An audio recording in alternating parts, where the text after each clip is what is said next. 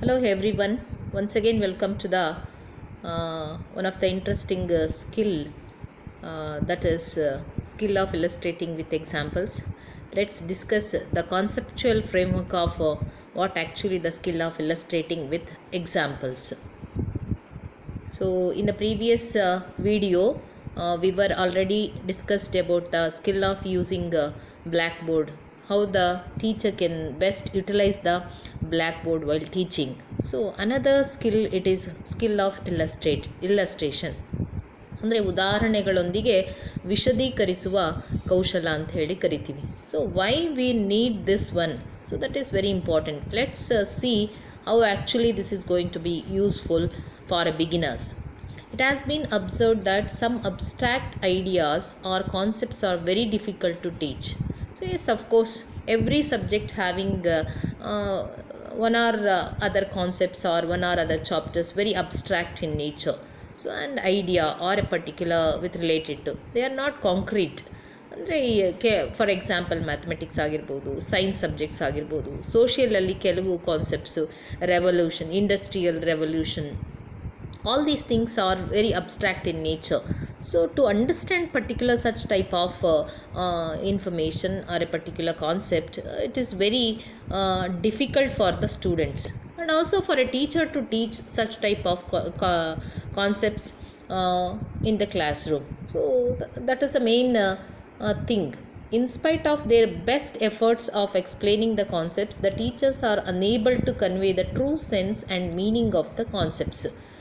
ಭಾಳ ಚೆನ್ನಾಗಿ ಉತ್ತಮ ವಾಗ್ಮಿಗಳಾಗಿದ್ದರೂ ಕೂಡ, ತುಂಬ ವಿವರಣಾ ಕೌಶಲ್ಯವನ್ನು ಹೊಂದಿದ್ರೂ ಕೂಡ, ಸೊ ಶಿಕ್ಷಕರು ಇಂತಹ ವಿಷಯ ವಸ್ತುಗಳನ್ನು ವಿದ್ಯಾರ್ಥಿಗಳಿಗೆ ಅದರದ್ದೇ ಆಗಿರ್ತಕ್ಕಂಥ ಸಾರದೊಂದಿಗೆ ಅವರಿಗೆ ತಲುಪಿಸ್ಬೇಕು ಅಥವಾ ಅರ್ಥೈಸ್ಕೊಳ್ಳೋದಕ್ಕೆ ಸಹಾಯ ಮಾಡೋದು ತುಂಬ ಕಷ್ಟ ಆಗುತ್ತೆ. ಬರೀ ಓರಲ್ ಮಾತಿಂದ ಹಾಗೆ ಅದನ್ನು ಕಪ್ಪು ಹಲಗೆ ಮೇಲೆ ಬರಿತಾ ವಿಷಯವನ್ನು ಹೇಳ್ತಾ ಹೋದರೆ, ಸೊ ಏನಿದೆ, ಸೊ ಆ ಪರಿಕಲ್ಪನೆ ಸಾರ ಏನಿದೆ ಅದನ್ನು ಯಥಾವತ್ತಾಗಿ ವಿದ್ಯಾರ್ಥಿಗಳು ಅರ್ಥೈಸ್ಕೊಳ್ಳೋದಕ್ಕೆ ಕಷ್ಟ ಆಗೋ ರೀತಿಯಲ್ಲಿ ಬೋಧನೆ ಮಾಡೋದು ತುಂಬ ಕಷ್ಟ. ಅಂಥ ರೀತಿಯಲ್ಲಿ ಬೋಧನೆ ಮಾಡೋದು ಶಿಕ್ಷಕರಿಗೂ ಇಟ್ಸ್ ಅ ಚಾಲೆಂಜಿಂಗ್ ಟಾಸ್ಕ್ ಅಂತ. This is difficulty of the teacher can be solve. ಈ ಒಂದು ಸಮಸ್ಯೆನ ಈ ಒಂದು ಸ್ಕಿಲ್ಲಿನ ಮೂಲಕ ಬೋಧನೆ ಮಾಡಿದ್ರೆ ಖಂಡಿತವಾಗೂ ಸಾಲ್ವ್ ಮಾಡ್ಬೋದು ಅಂತಕ್ಕಂಥದ್ದು. ಸೊ ಬಹಳ ಮುಖ್ಯ. ಕೆಲವು ಸಂದರ್ಭಗಳಲ್ಲಿ, so for example revolution of ಅರ್ಥ ಆಗಿರ್ಬೋದು, so many things, electrons, atomic structure, ಇಂಥ ಕಾನ್ಸೆಪ್ಟ್ಸ್ಗಳನ್ನು ನಾವು ತೆಗೆದುಕೊಂಡಾಗ ಅವುಗಳಿಗೆ ಚಿತ್ರದ ಮೂಲಕ ಅಥವಾ ಹಾಗೆ ಬಾಯಿ ಮಾತಿನ ಮೂಲಕ ಹೇಳಿದಾಗ ವಿದ್ಯಾರ್ಥಿಗಳಿಗೆ ಅದನ್ನು ಕಲ್ಪಿಸ್ಕೊಳ್ಳೋದಕ್ಕೆ ಸಾಧ್ಯತೆ ಆಗಲ್ಲ. ಅಬ್ಸ್ಟ್ರಾಕ್ಟ್ ಐಡಿಯಾಸ್ ಆರ್ ಕಾನ್ಸೆಪ್ಟ್ಸ್ ಅಂದರೆ not possible to visualise or they cannot be hold it like that. ಅಂದರೆ ಅವುಗಳನ್ನು ಮುಟ್ಟೋದಕ್ಕೆ ಅಥವಾ ಅವುಗಳನ್ನು ಕಲ್ಪಿಸ್ಕೊಳ್ಳೋದಕ್ಕೆ ಅಸಾಧ್ಯವಾಗಿರ್ತಕ್ಕಂಥ ಅಂಶಗಳು ಅಂತ ಹೇಳಿ ಕರಿತೀವಿ. ಅಥವಾ ನೋಡಿಲ್ಲದೆ ಇರೋದು ಅಥವಾ ಗಮನಿಸಿ ನಿತ್ಯ ಜೀವನದಲ್ಲಿ ಕಾಣೋದಕ್ಕೆ ಸಾಧ್ಯ ಇಲ್ಲದೆ ಇರತಕ್ಕಂಥ ಕೆಲವು ಪರಿಕಲ್ಪನೆಗಳನ್ನು ನಾವು ಬೋಧನೆ ಮಾಡಬೇಕಾಗತ್ತೆ. ಅವುಗಳು ಅಮೂರ್ತತೆಯಿಂದ ಕೂಡಿರುತ್ತೆ. ಮೂರ್ತತೆ ಅಂದರೆ ಕಲ್ಪಿಸ್ಕೊಳ್ಳೋದಕ್ಕೆ ಸಾಧ್ಯತೆ ಆಗಿರುವಂಥ ಅಂಶಗಳು ಅಂತ ಹೇಳಿ ಕರಿತೀವಿ. ಈಗ ಉದಾಹರಣೆಗೆ ಫಾರ್ ಎಕ್ಸಾಂಪಲ್ ಗಿಡ, ಮರ, ಇವುಗಳನ್ನು ಅಲೋಹಗಳು ಇವುಗಳನ್ನೆಲ್ಲ ನೋಡ್ತೀವಿ ನಿತ್ಯ ಜೀವನದಲ್ಲಿ, ಅವುಗಳ ಪರಿಚಯ ಇರುತ್ತೆ. ಅಮೂರ್ತತೆ ಅಂದರೆ ಎಲೆಕ್ಟ್ರಾನ್ಸ್ ಇರ್ಬೋದು, ಅಟಾಮಿಕ್ ಸ್ಟ್ರಕ್ಚರ್ ಇರಬಹುದು, ಫಾರ್ ಎಕ್ಸಾಂಪಲ್ ಫೋಟೋಸಿಂಥಸಿಸ್ ಎಫೆಕ್ಟ್ ಅನ್ನೋವಂಥದ್ದಾಗಿರ್ಬೋದು, ಮ್ಯಾಥಮೆಟಿಕ್ಸಲ್ಲಿ ತೆಗೆದುಕೊಂಡೋದ್ರೆ ಫ್ಯಾಕ್ಟ್ರೈಸೇಷನ್ ಅಂತಕ್ಕಂಥದ್ದಾಗಿರ್ಬೋದು, all these things and simplification process actually in mathematics, all these things ಇವುಗಳನ್ನು ವಿವರಣೆ ಕೊಡಬೇಕಾದ್ರೆ so they not possible to visualise for every students. ಹಾಗಾಗಿ ಅದನ್ನು ವಿಷಯವನ್ನು ಅರ್ಥೈಸ್ಕೊಳ್ಳುವಂಥದ್ದಲ್ಲಿ ವಿದ್ಯಾರ್ಥಿಗಳು ಹಿಂದೆ ಬೀಳುವಂಥದ್ದೇ ಇಲ್ಲಿ. ಹಾಗಾದರೆ ಇಂತಹ ಒಂದು ಅಂಶಗಳನ್ನು ಶಿಕ್ಷಕರು ಬೋಧನೆ ಮಾಡಬೇಕಾದ್ರೆ this skill definitely helps. So while teaching abstract and more difficult concepts for the students, the teacher must well versed with the skill of illustration with examples. ಅವುಗಳನ್ನು ಈ ಕೌಶಲ್ಯದ ಆಧಾರದ ಮೇಲೆ ನೀವು ಮಾಡಿದ್ದೇ ಆದರೆ ವಿದ್ಯಾರ್ಥಿಗಳು ಯಾವ ತೆರನಾಗಿ ಆ ವಿಷಯ ವಸ್ತುವನ್ನು, ಪರಿಕಲ್ಪನೆಗಳನ್ನು ಅರ್ಥೈಸ್ಕೊಳ್ಬೇಕಾಗಿತ್ತೋ ಆ ರೀತಿ ಮಾಡಿಕೊಳ್ಳಿಕ್ಕೆ ಖಂಡಿತವಾಗಲೂ ಸಾಧ್ಯತೆ ಆಗುತ್ತೆ ಅನ್ನುವಂಥದ್ದು. ಸೊ ಏನು meaning of skill of illustration with example, ಏನು ಉದಾಹರಣೆಗಳೊಂದಿಗೆ ವಿಶದೀಕರಿಸುವ ಕೌಶಲ ಅಂತ ಹೇಳಿ ಕರಿತೀವಿ. It is designed for making a concept easier in a proper media such as posters, charts, magazines, books, teaching materials, so nothing but TLMs, film pictures, video tapes, games and films etcetera. So ಅಂದರೆ ಏನು meaning, ಇದರ ಅರ್ಥ ನೋಡೋದಾದರೆ ಹೇಗೆ ಇದನ್ನು ವಿಶದೀಕರಿಸ್ತೀರಾ ಅಥವಾ ಉದಾಹರಣೆಗಳ ಮೂಲಕ ವಿಶದೀಕರಿಸೋದು ಅಂತ ಹೇಳಿ ಕರಿತೀವಿ. ಹೇಗೆ ಉದಾಹರಣೆಗಳನ್ನು ವಿಶದೀಕರಿಸಬೇಕು? ಸೊ ಇದನ್ನು ಆ ಶಿಕ್ಷಕರ ಕೆಲಸ ಏನು, ವಿವರಣೆ ನೀಡಬೇಕಾದ್ರೆ ಪುಸ್ತಕದಲ್ಲಿರ್ತಕ್ಕಂಥ ವಿಷಯ ವಸ್ತುಗಳನ್ನು ವಿದ್ಯಾರ್ಥಿಗಳಿಗೆ ತಲುಪಿಸ್ಬೇಕು. ಯಥಾವತ್ತಾಗಿ ಅದನ್ನು ಹೇಳಿದರೆ ಅಥವಾ ಹಾಗೆ ಮಾತುಗಳಲ್ಲಿ ಅದನ್ನು ನೀಡಿದಾಗ ವಿದ್ಯಾರ್ಥಿಗಳಿಗೆ ಅದರ ಒಳ ಅರ್ಥ ತಿಳ್ಕೊಳ್ಳೋದಕ್ಕೆ ಸಾಧ್ಯತೆ ಆಗದೇ ಇರ್ಬೋದು.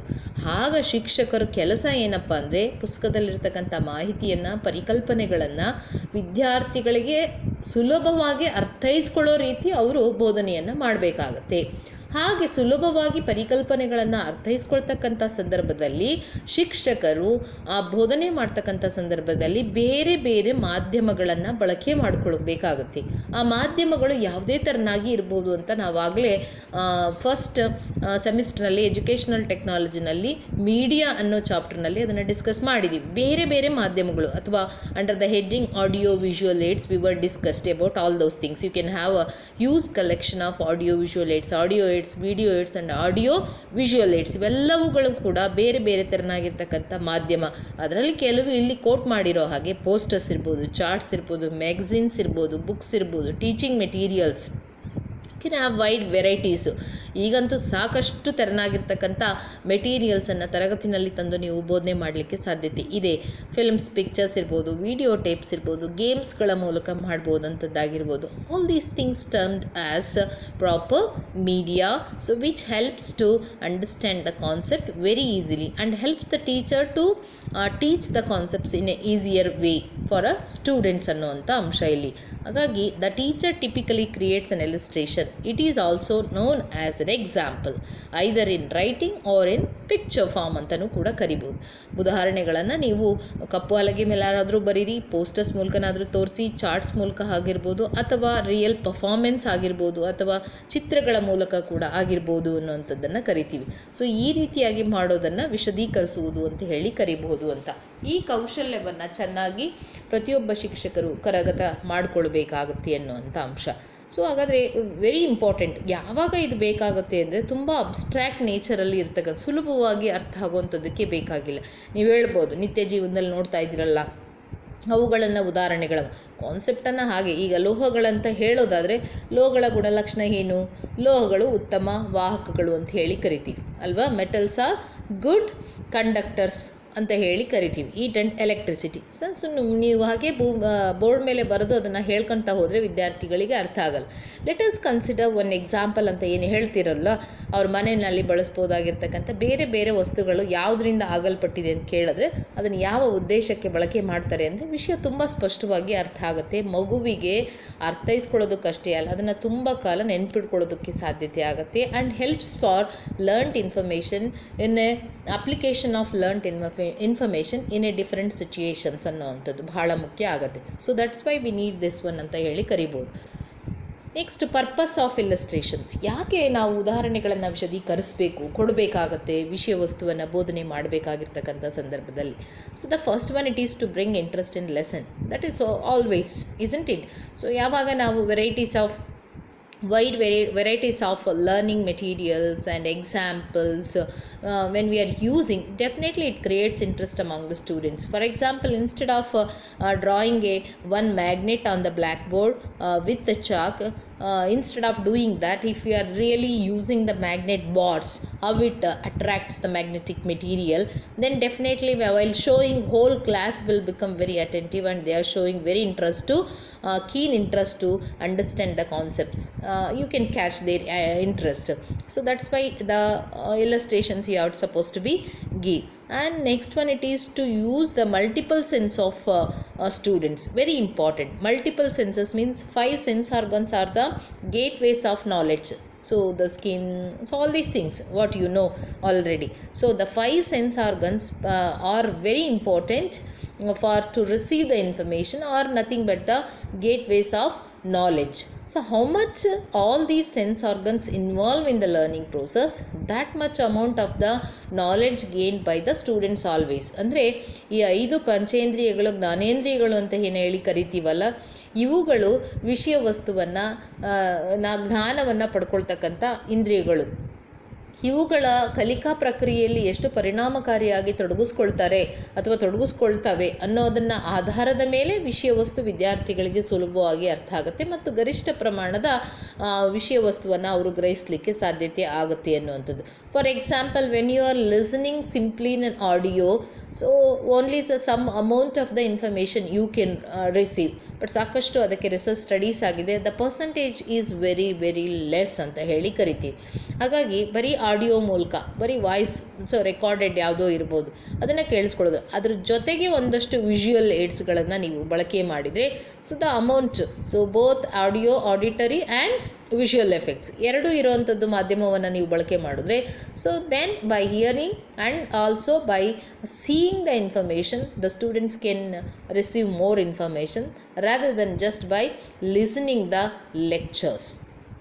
ಯಾಕೆ ಅಂದರೆ ಎರಡು ಇಂದ್ರಿಯಗಳು ಅಲ್ಲಿ ಏಕಕಾಲಕ್ಕೆ ಕಲಿಕಾ ಪ್ರಕ್ರಿಯೆಯಲ್ಲಿ ತೊಡಗಿಸ್ಕೊಳ್ಳೋದ್ರಿಂದ ಹೆಚ್ಚು ಮಾಹಿತಿಯನ್ನು ಅವರು ಕಲಿಯೋದಕ್ಕೆ ಸಾಧ್ಯತೆ ಆಗುತ್ತೆ ಅನ್ನುವಂಥ ಅಂಶ. ಅದೇ ಥರನಾಗಿ while performing certain activities, more sense organs they are involving, they are manipulating the or conducting experiments, they are demonstrating something, they are holding something. So like that, when performing certain activities, they will learn more. That is very very important. Better you conduct more activities when you are teaching more abstract concepts in the classroom. So when you are conducting such type of illustrations or organizing, or you are giving illustrations, that helps the students for more involvement. That is nothing but, so the more sense organs when they are involving in the teaching learning process, definitely the students understand the concepts very clearly in the particular way what they are supposed to be understand. So that is the main purpose of using illustrations while teaching. The next one, to make complex things easy and interesting. This is another purpose we have to give illustrations. ಯಾಕೆ ವಿಶದೀಕರಿಸಬೇಕು ಅಥವಾ ಉದಾಹರಣೆಗಳನ್ನು ನೀಡಬೇಕಾಗುತ್ತೆ ಅಂದರೆ, so two things, complex things ಸುಲಭ ಆಗೋದಕ್ಕೆ ನಾನು ಮೊದಲೇ ಹೇಳಿದ ಹಾಗೆ ಸಂಕೀರ್ಣವಾಗಿರ್ತಕ್ಕಂಥ ಕೆಲವು ಪರಿಕಲ್ಪನೆಗಳಿರ್ಬೋದು, ಬೋಧನಾ ಅಂಶಗಳಿರ್ಬೋದು, ಅವುಗಳನ್ನು ಸುಲಭವಾಗಿ ವಿದ್ಯಾರ್ಥಿಗಳಿಗೆ ತಲುಪಿಸೋ ಪ್ರಯತ್ನ ಶಿಕ್ಷಕರದ್ದಾಗಿರುತ್ತೆ. ಯಥಾವತ್ತಾಗಿ ಅದನ್ನು ಹಾಗೆ ಮಾಹಿತಿ ಕೊಡೋದಲ್ಲ. ಬೋಧನೆ ಅಂದರೆ ಅಲ್ಲಿರ್ತಕ್ಕಂಥ ಮಾಹಿತಿಯನ್ನು ವಿದ್ಯಾರ್ಥಿಗಳು ಸರಿಯಾದ ರೀತಿಯಲ್ಲಿ ಸ್ಪಷ್ಟವಾಗಿ ಅದನ್ನು ಅರ್ಥೈಸ್ಕೊಳ್ಳೋದಕ್ಕೆ ಸಹಾಯ ಮಾಡುವಂಥದ್ದನ್ನು ಬೋಧನೆ ಅಂತ ಕರಿತೀವಿ. So they can use the examples. ಹಾಗಾಗಿ ಬಹಳ ಮುಖ್ಯ ಇಲ್ಲಿ ಅವುಗಳನ್ನು ಕೊಡ್ಬೋದು ಅನ್ನೋವಂಥ ಅಂಶಗಳನ್ನು ಬಳಸ್ತೀವಿ. ಫಾರ್ ಎಕ್ಸಾಂಪಲ್, ಪಿಕ್ಚರ್ಸನ್ನು ತೋರಿಸುವಂಥದ್ದಾಗಿರ್ಬೋದು, ಸೊ ಮಾದರಿಗಳನ್ನು ತೋರಿಸುವಂಥದ್ದಾಗಿರ್ಬೋದು, ಅಥವಾ ಆ್ಯಕ್ಟಿವಿಟೀಸ್ಗಳನ್ನು ಮಾಡುವಂಥದ್ದಾಗಿರ್ಬೋದು, ಸುಲಭವಾಗಿ ವಿದ್ಯಾರ್ಥಿಗಳು ಅರ್ಥೈಸ್ಕೊಳ್ಳೋದಕ್ಕೆ. ಫಾರ್ ಎಕ್ಸಾಂಪಲ್, ನೀವು ಈಗ ವರ್ಲ್ಡ್ ವಾರ್ ಬಗ್ಗೆ ಹೇಳ್ತೀರಾ. ವರ್ಲ್ಡ್ ವಾರ್ ಬಗ್ಗೆ ಹೇಳಬೇಕಾದ್ರೆ ನಾವು ನೋಡಿಲ್ಲ, ನೀವು ನೋಡಿಲ್ಲ, but we were studied. In the same way, if you are teaching to the present students, may not be possible to understand clearly each and every student. ಹಾಗಾಗಿ ನೀವು ಏನು ಮಾಡ್ಬೋದು, ಯಾವುದಾದ್ರೂ ಒಂದು ವಿಡಿಯೋ ಕ್ಲಿಪ್ಪು ಏನು ವರ್ಲ್ಡ್ ವಾರ್ ಆದಾಗ ಆಗ್ತಕ್ಕಂಥ ಪರಿಣಾಮಗಳ ಬಗ್ಗೆ ತೋರಿಸ್ಬೇಕು ಅಂದರೆ, ಜಪಾನಿಂದು ಅದರದ್ದೇ ಆಗಿರ್ತಕ್ಕ ಏನು ಹಿರೋಶಿಮಾ ನಾಗಸಾಕಿ ಮೇಲೆ ಹಾಕಿರ್ತಕ್ಕಂಥ ಬಾಂಬ್ನಿಂದ ಏನಾಗಿದೆ ಅನ್ನೋದಕ್ಕೆ ಅದಕ್ಕೊಂದು ಡಾಕ್ಯುಮೆಂಟ್ರಿನೇ ರೆಡಿ ಮಾಡಿದ. ಆ ಡಾಕ್ಯುಮೆಂಟ್ರಿಯ ಕೆಲವು ಕ್ಲಿಪ್ಪಿಂಗ್ಸನ್ನು ನೀವು ತೋರಿಸೋದ್ರ ಮೂಲಕ ವಿದ್ಯಾರ್ಥಿಗಳಿಗೆ ಹೇಳಿದರೆ, ಸೊ ಏನಾಗಿದೆ ಅನ್ನುವಂಥದ್ದು ಅವರಿಗೆ ಮನಸ್ಸಲ್ಲಿ ಕಟ್ಟಿಕೊಡಲಿಕ್ಕೆ ಸಾಧ್ಯತೆ ಆಗತ್ತೆ. So they never forget such concepts. ಹಾಗಾಗಿ ಇದು ಬಹಳ ಮುಖ್ಯ ಅಂತ ಅನ್ಸುತ್ತೆ. ಅಂದರೆ complex things can be made easy fast to understand. ಯಾವುದೇ ವಿದ್ಯಾರ್ಥಿಗಳಾಗಿರ್ಬೋದು, ಆವಾಗ ಸುಲಭವಾಗಿ ನೀವು ಹೇಳೋದೇ ಬೇಕಾಗಿಲ್ಲ, ಏನೆಲ್ಲ ದುಷ್ಪರಿಣಾಮಗಳು ಆಗ್ತದೆ ಅನ್ನೋವಂಥದ್ರ ಬಗ್ಗೆ ನೀವು ಕೇಳಿಬಿಟ್ರೆ ಅವರೇ ಹೇಳೋದಕ್ಕೆ ಶುರು ಮಾಡುವಂಥದ್ದು. Like that so many examples you can take with related to your particular topic and interesting, ಆಸಕ್ತಿದಾಯಕವಾಗಿ ಮಾಡಲಿಕ್ಕೆ ಸಾಧ್ಯತೆ ಆಗುತ್ತೆ ಅನ್ನೋವಂಥ. Another purpose is that to make unknown things known. So unknown things ಅಂದರೆ ನಾವು ಟೀಚ್ ಮಾಡ್ತಕ್ಕಂಥ ಎಲ್ಲ ಕಾನ್ಸೆಪ್ಟ್ಸ್ಗಳು ಅನ್ನೋನ್ ಆಗಿರೋವಂಥದ್ದು ಅವರುಗಳಿಗೆ. So technically they doesn't know, but ಅವುಗಳನ್ನು ಅವರಿಗೆ ಗೊತ್ತುಪಡಿಸೋ ಸಲುವಾಗಿ ನಾವು ಇಲ್ಲಸ್ಟ್ರೇಷನ್ಸನ್ನು ಕೊಡಬೇಕಾಗುತ್ತೆ. That is very very important. ಪಾತ್ರೆ ಗೊತ್ತು, ಬಟ್ ಲೋಹ ಗೊತ್ತಿಲ್ಲ. ಲೋಹ ಅಂದರೆ technically what actually metals. So but they know the utensils what they are using, isn't it? How you can connect all the daily life information or things or circumstances, what it's happening, how you can connect with the particular concepts what you are teaching in your subject. So that's why it is important, you have to give always the proper illustrations along with an good examples ಅನ್ನುವಂಥದ್ದು. ಸಾಕಷ್ಟು benefits ಇದೆ.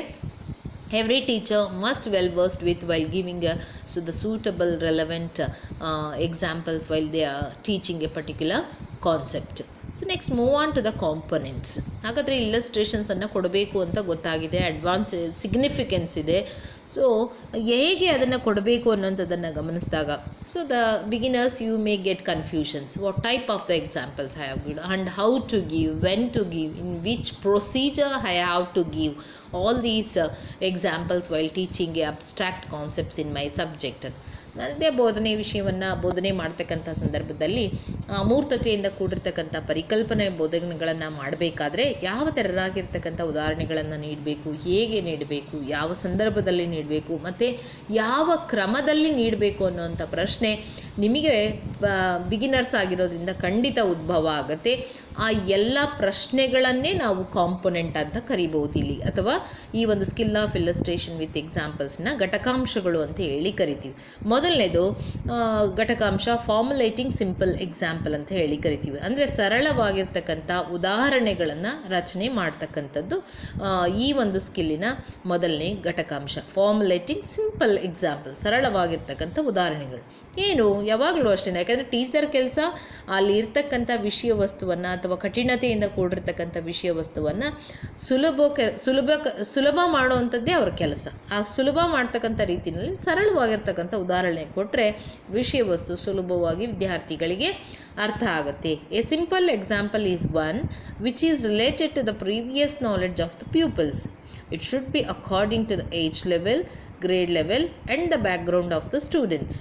So ಬಹಳ ಮುಖ್ಯವಾಗಿರ್ತಕ್ಕಂಥ ಅಂಶ. ಸರಳ ಅಂತ ಹೇಳಬೇಕಾದ್ರೆ 3 ಅಂಶಗಳು. ಒಂದು, ಅವರ ಪೂರ್ವಜ್ಞಾನಕ್ಕೆ ಸಂಬಂಧಿಸಿದರೆ ಅದು ಸರಳ ಅಂತ ಅಂದ್ಕೊಳ್ಳುತ್ತೆ. So very important, when you are giving an example, make sure about whether it is related to the previous knowledge of the pupils.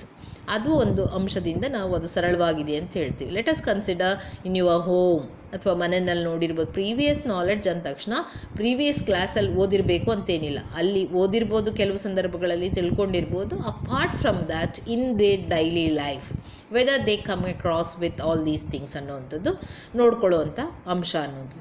It should be according to the age level, ಅಂದರೆ ವಯೋಮಿತಿಗೆ ಸೂಕ್ತವಾಗಿರಬೇಕು, ಬಹಳ ಮುಖ್ಯ.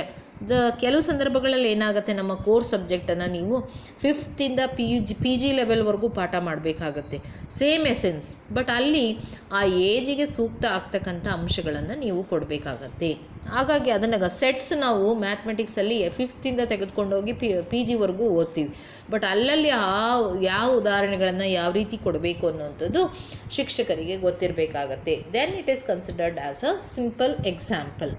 Grade level, so ಯಾವ ತರಗತಿಗೆ ಈಗಲೇ ಹೇಳಿದೆ, grade ಲೆವೆಲ್ಗೂ ಕೂಡ maturity, age level, maturity level it counts ಅನ್ನೋವಂಥದ್ದು.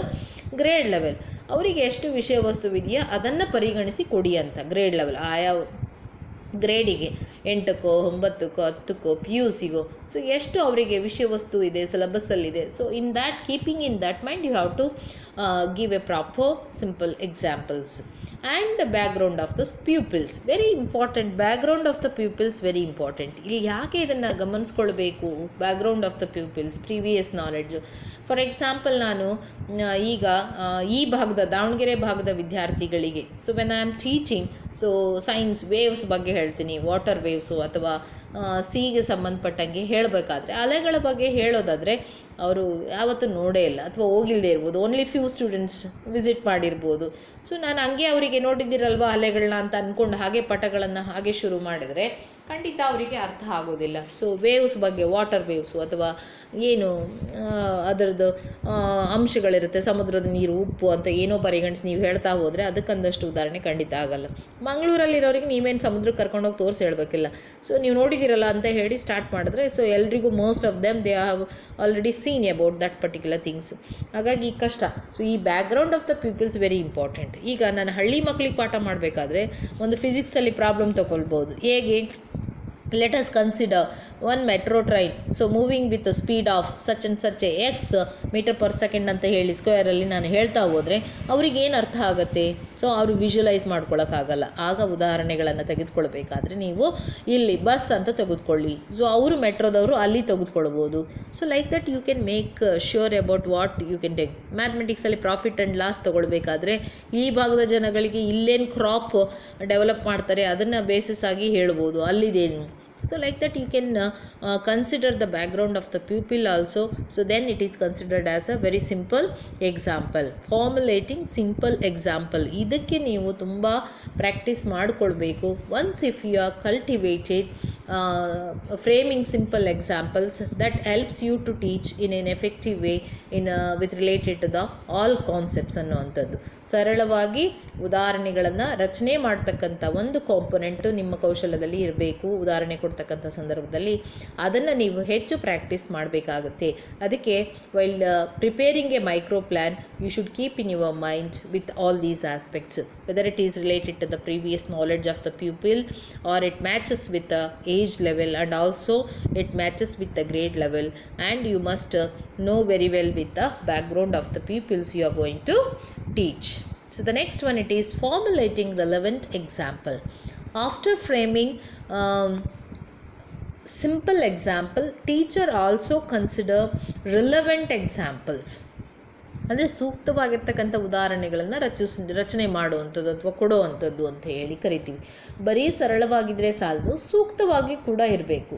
ಸೂಕ್ತತೆ ಅಂದರೆ ಯಾಕೆ ಬೇಕು ಅಂದರೆ that will brings the clarity of the content or a concept. Clarity ಅಂದರೆ ನೀವು ರಿಲೆವೆಂಟಾಗಿ ಕೊಟ್ಟರೆ ಮಾತ್ರ ಯಾವುದು ಆ ಪರಿಕಲ್ಪನೆ ಅಮೂರ್ತತೆಯಿಂದ ಕೂಡಿರುತ್ತೋ ಆವಾಗ ಅವರಿಗೆ ಮೂರ್ತವಾಗಿ ಕಾಣಿಸ್ಲಿಕ್ಕೆ ಶುರುವಾಗುತ್ತೆ ಅಥವಾ ಅರ್ಥೈಸ್ಕೊಳ್ಳೋದಕ್ಕೆ ಸಾಧ್ಯತೆ ಆಗುತ್ತೆ. That's why we have to give relevant example. ಸೂಕ್ತವಾಗಿರ್ತಕ್ಕಂಥ ಉದಾಹರಣೆಗಳನ್ನು ಕೊಡಬೇಕಾಗತ್ತೆ. An example is relevant to the concept when the concept or the rule can be applied to it.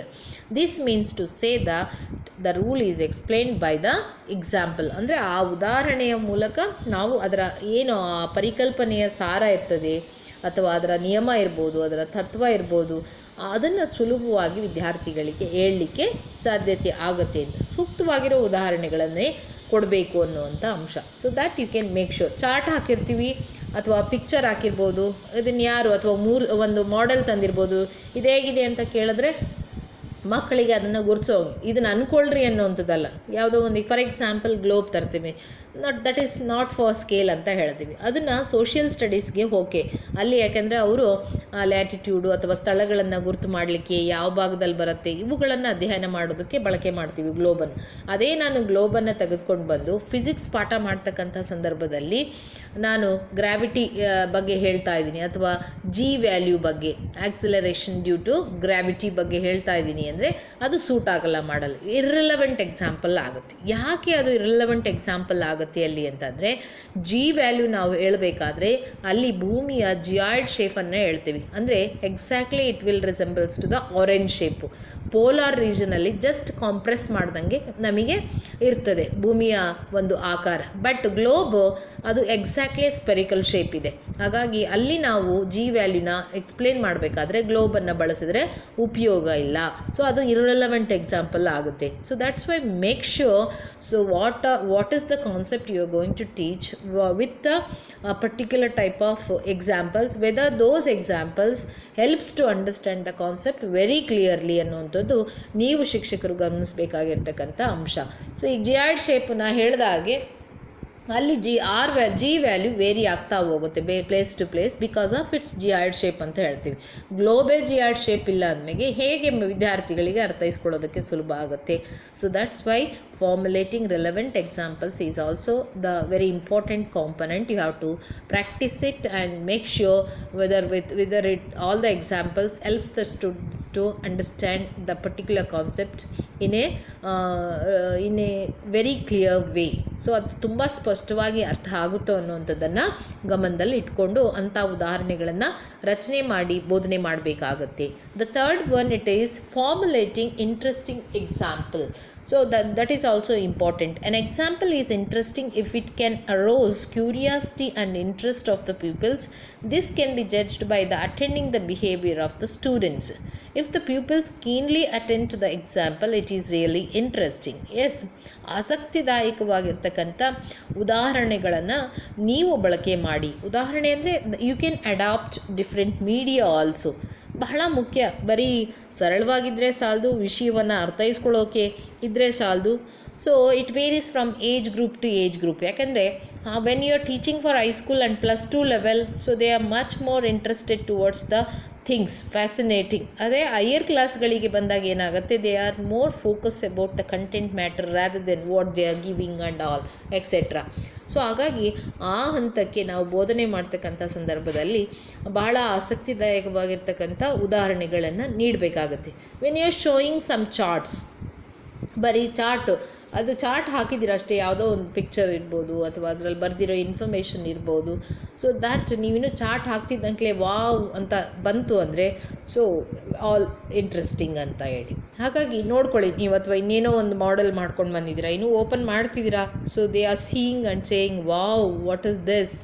So ಆ ರೀತಿ ಇಂಟ್ರೆಸ್ಟಿಂಗ್ ಇರೋ ಅಂಥ ಮಾಧ್ಯಮಗಳು, ಚಾರ್ಟ್ ಇರ್ಬೋದು, ಮಾಡೆಲ್ಸ್ ಇರ್ಬೋದು, ಆ್ಯಕ್ಟಿವಿಟೀಸ್ ಇರ್ಬೋದು, ಸಮ್ ಪಿಕ್ಚರ್ಸ್ ಇರ್ಬೋದು, or you can give some stories, you can narrate some stories behind the particular theme or a particular concept also. All these helps students to show interest in the learning process. ಹಾಗಾಗಿ ಬಹಳ ಮುಖ್ಯ. ಆಸಕ್ತಿಯನ್ನು ಬರೀ ತೋರಿಸೋದಲ್ಲ, and also sustain that interest throughout the class, ಭಾಳ important. ಅದನ್ನು ಹಾಗೆ ಉಳಿಸ್ಕೊಳ್ಳೋ ಅನ್ನೋವಂಥದ್ದು. ಸೊ ಇಂಟ್ರೆಸ್ಟ್ ಎಲ್ಲಿರುತ್ತೋ ಕ್ಯೂರಿಯಾಸಿಟಿ ಇರುತ್ತೆ. ಕ್ಯೂರಿಯಾಸಿಟಿ ಇದ್ರೇ ಎಲ್ಲರೂ ಕಲಿಯೋಕ್ಕಾಗೋದು. ಸೊ ಏಕೆ ನೋಡಿ, ಇನ್ವೆನ್ಷನ್ಸ್ ಎಲ್ಲ ಯಾಕೆ ಆಗಿದೆ ಇಷ್ಟೆಲ್ಲ ನಾವು ನೋಡ್ತಾ ಹೋಗ್ತೀವಿ ಸೈನ್ಸ್ ಆ್ಯಂಡ್ ಟೆಕ್ನಾಲಜಿನಲ್ಲಿ ಆಗಿರ್ಬೋದು, ಓನ್ಲಿ ಬಿಕಾಸ್ ಆಫ್ ಕ್ಯೂರಿಯಾಸಿಟಿ. ಎಲ್ಲಿ ಕ್ಯೂರಿಯಾಸಿಟಿ ಇರುತ್ತೋ ಅಲ್ಲಿ ನಾವು ಆಳವಾಗಿ ಅದನ್ನು ಕಲಿತಾ ಹೋಗ್ತೀವಿ, ಕೇಳ್ತಾ ಹೋಗ್ತೀವಿ, ಮಾಡ್ತಾ ಹೋಗ್ತೀವಿ. ಸೊ ಅದನ್ನು ಫುಲ್ಫಿಲ್ ಮಾಡಬೇಕು. That is also very important. ಅದಕ್ಕೆ formulating interesting example is another component. Next last one, using examples by inductive and deductive approach ಅಂತ ಹೇಳಿ ಕರಿತೀವಿ. ಸೊ ಈಗ ಎಲ್ಲ ಉದಾಹರಣೆಗಳನ್ನ ಮಾಡಿದ್ದೀರಾ ಅಂತ ಹೇಳಿದೆ ನಾನು. Whether you are going to give simple one and interesting also, and it should be relevant to the particular concept.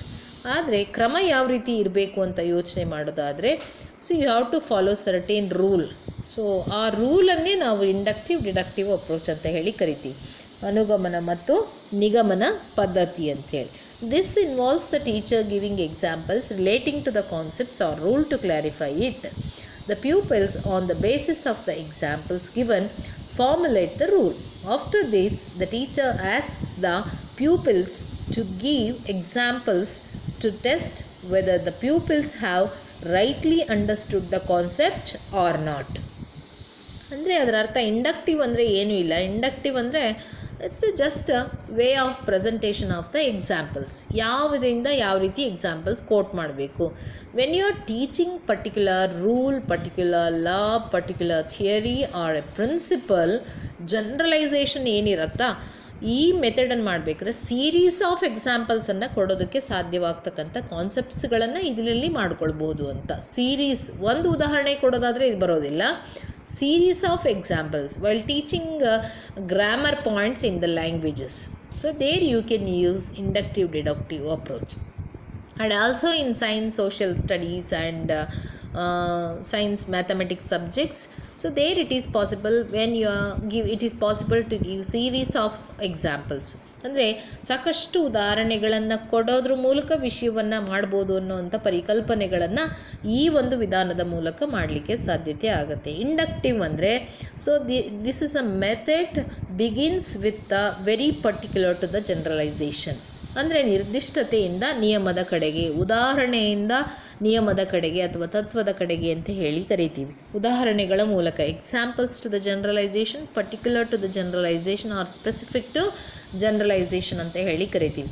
Series of ಎಕ್ಸಾಂಪಲ್ಸನ್ನು ನೀವು ಮೊದಲು ಕೊಟ್ಟು ಅದರಲ್ಲಿರ್ತಕ್ಕಂಥ ಕಾಮನ್ ಪ್ರಾಪರ್ಟಿಯನ್ನು ವಿದ್ಯಾರ್ಥಿಗಳಿಂದ ಗುರುತುಪಡಿಸಿ ವಿಶ್ಲೇಷಣೆ ಮಾಡಿ ಅದರ ಮೂಲಕ ಒಂದು ನಿಯಮವನ್ನು ನೀವು ರಚನೆ ಮಾಡ್ಬೋದಾಗಿರ್ತಕ್ಕಂಥ ವಿಧಾನ ಅಂತ ಹೇಳಿ ಕರಿಬೋದು. ಸೊ ಅವರಿಂದನೇ ಮಾಡಿಸೋವಂಥದ್ದು ಅಂದರೆ by giving series of examples teacher can help the students to analyse the common properties among all the examples, and they have to elicit the particular rule with related to the particular concept ಅನ್ನೋವಂಥ ಅಂಶ, ಅದನ್ನು inductive approach ಅಂತ ಹೇಳಿ ಕರಿತೀವಿ. So that is for example adverb ಇರ್ಬೋದು, ಅಥವಾ adjectives ಇರ್ಬೋದು, nouns ಇರ್ಬೋದು. Noun ಅಂದರೆ ಏನು? ಸೊ ಅದಕ್ಕೆ ಒಂದು ಸೀರೀಸ್ ಆಫ್ ಎಕ್ಸಾಂಪಲ್ಸ್ ಕೊಡಿ, ಅದರಲ್ಲಿ ಇರ್ತಕ್ಕಂಥ ಎಲ್ಲ ಎಕ್ಸಾಂಪಲ್ಸನ್ನು ಅವರು ಅನಲೈಸ್ ಮಾಡಿ next they all come up with a common property by observing all the examples. They have to write it and they have to give the proper rule for what is actually the noun. Deductive approach ಅಂದರೆ it is a reverse method of presenting the examples. Reverse method ಅಂದರೆ generalization to the examples or generalization to the particular way we have to move. ಅದಾದಮೇಲೆ ನಮ್ಮ ನೇರವಾಗೂ ಮಾಡ್ಬೋದು ಅಥವಾ ಇಂಡಕ್ಟಿವ್ನಾಗಾದರೂ ಮಾಡ್ಬೋದು, but both the combination always works very well. Indo deductive approach ಅಂತ ಹೇಳಿ ಕರಿತೀವಿ. First you should give the examples, then make a rule or a generalisation of that particular concept, then you can give examples for the verification purpose. That makes the inductive deductive approach. These are the four major components you have to keep in your mind when you are practicing skill of illustrating with examples.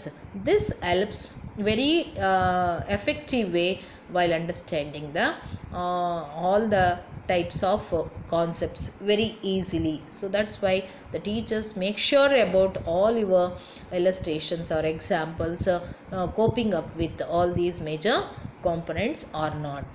So by practicing you can become a very good teacher when you are teaching a very difficult concepts and subjects also. Thank you. Next upcoming video we will move on to the another type of skills.